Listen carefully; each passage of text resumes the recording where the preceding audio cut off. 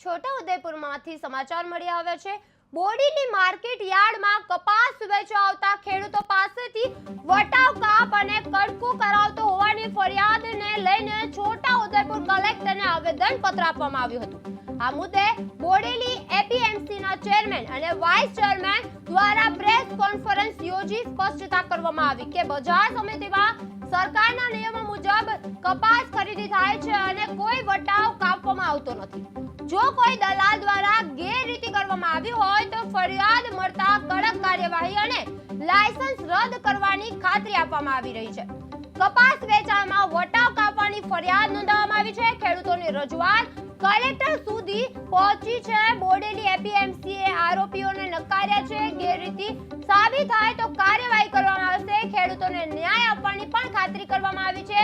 ગેરરીતિ સાબિત થાય તો કાર્યવાહી કરવામાં આવશે। ખેડૂતોની રજૂઆત કલેક્ટર સુધી પહોંચી છે। બોડેલી એપીએમસીએ આરોપી નકાર્યા છે। કપાસ વેચાણમાં વટાવ કાપની ફરિયાદ નોંધવામાં આવી છે। ખેડૂતોની રજૂઆત કરવામાં આવી છે। કલેક્ટર સુધી પહોંચી છે। આજ રોજ તારીખ 30/12/2025 ના રોજ અમે બોડેલી બજાર સમિતિમાં આવ્યા છે। ચેરમેન સાહેબ વાઇસ ચેરમેન સાહેબને મળ્યા છે।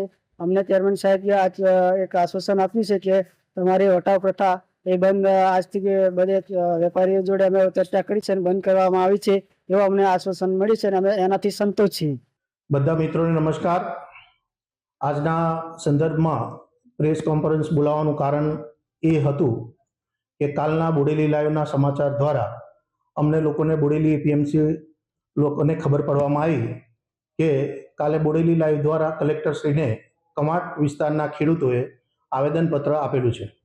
એ આવેદનપત્રમાં એમનો મુદ્દો એવો હતો કે બોડેલી એપીએમસી દ્વારા કપાસ લઈને જે લોકો આવે છે એ લોકોનો વટાવ કાપવામાં આવે છે અને કરદો કરવામાં આવે છે।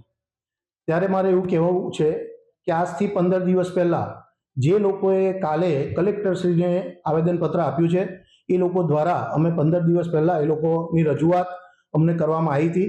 ત્યારે એમને કીધું હતું કે ભાઈ અમારી એપીએમસીમાં કોઈ વટાવ પ્રથા કે કોઈ કરદો પ્રથા નથી। ગુજરાત સરકારની ગાઈડલાઈન પ્રમાણે જ્યારે સિઝન શરૂ થવાની હતી એ પહેલાં અમે બોર્ડ ઓફ ડિરેક્ટરોની મિટિંગ બોલાવી, તમામ વેપારીઓ, જીનર્સો બધાને બોલાવીને